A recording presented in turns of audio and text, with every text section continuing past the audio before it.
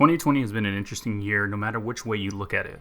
The world was turned on its head, and it's been a challenge to maintain any degree of normality. As a result, I turned towards the familiar and constant to get me through.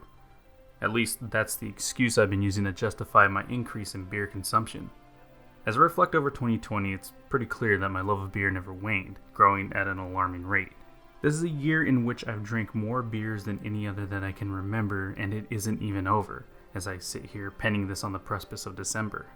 So I want to take a step back and refocus myself before I dive headfirst into a sea of beers that are recognizable only through a haphazard on-tap check-in.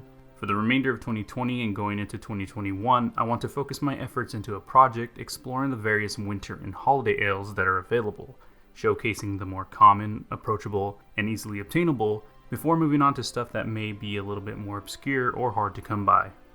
With that, this first video will cover a handful of beers that are both readily accessible and common, as well as being fairly similar in style.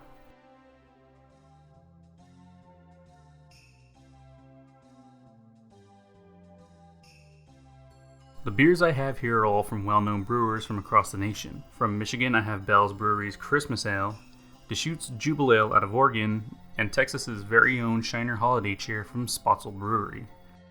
First up is Bell's Christmas Ale. This brew comes packaged in a 6-pack of 12-ounce bottles and is categorized as a Scotch ale with a 7.5% ABV. For those who are unfamiliar with them, as the name implies, Scotch ales originate from Scotland and draw inspiration from English strong ales, which is a bit evident from the 7.5% alcohol content.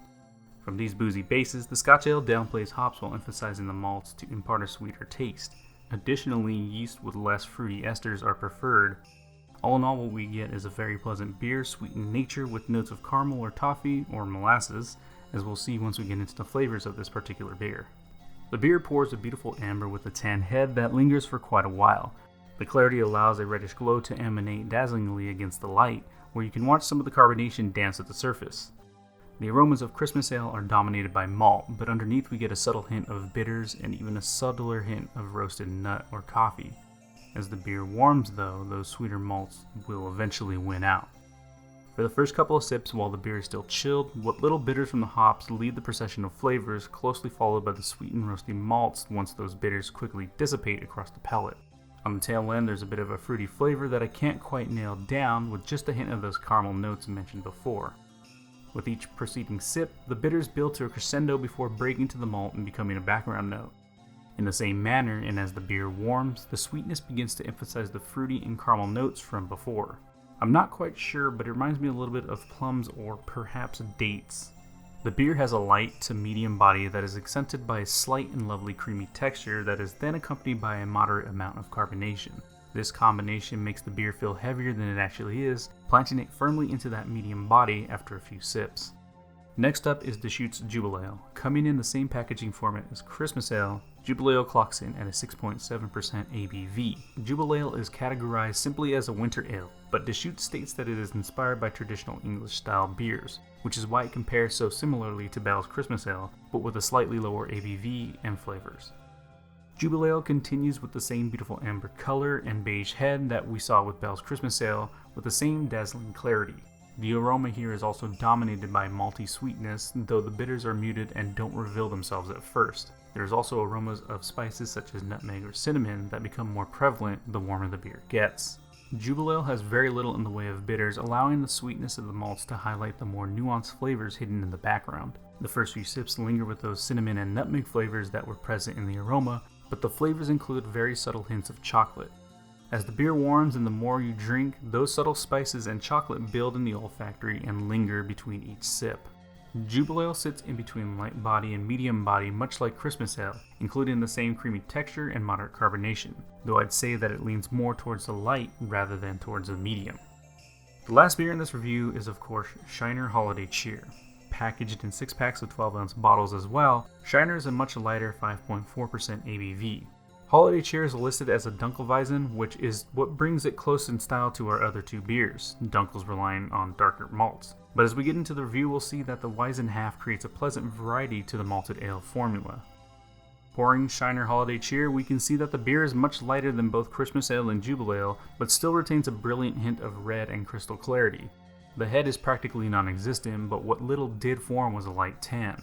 Shiner has a much lighter, much more crisp aroma than the other two, emanating a tart, fruity aroma, hiding a malty presence underneath. As the beer warms, the tartness mellows into a smooth sweetness, and the fruitiness melds with the malts. For the first few sips, this holiday cheer has a crisp and tart flavor with very little in terms of bitter, hops, and malts, but as you continue to drink, they begin to build ever so slightly. As the beer warms, the crisp tartness yields mildly to the malts underneath, revealing some nutty flavors that are complemented by a sweeter fruit flavor that is very similar to both Bell's Christmas Ale and Deschutes Jubile Ale. Taking a look at this beer's description, it is noted that it is brewed with peaches, and this is probably the fruit flavor I'm tasting in all of these other beers as well. Shiner Holiday Cheer is certainly lighter in body and comes across as crisp with its combination of high carbonation.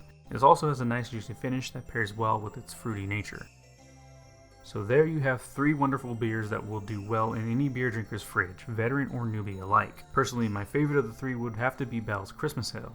The stronger and bolder flavors combined with a higher ABV and heavier body are perfect for a beer to sip next to a warm fire on a cold winter night. I definitely recommend this beer to veteran beer drinkers who will more than likely be very familiar with Bell's, while I'd approach a newbie cautiously and assess their taste before making a recommendation. My second pick would be Deschutes Jubile Ale. Much like Bell's Christmas Ale, Jubile Ale has a ton of bold flavors with a decent level of alcohol. While the two are similar, they do offer a different drinking experience, and Jubile Ale provides a more cheery and celebratory drinking experience than the former. Its slightly lighter body and alcohol are great for drinking among company and celebration. This is a beer that I would wholeheartedly recommend to the most beer drinkers, barring maybe the most newbie of noobs.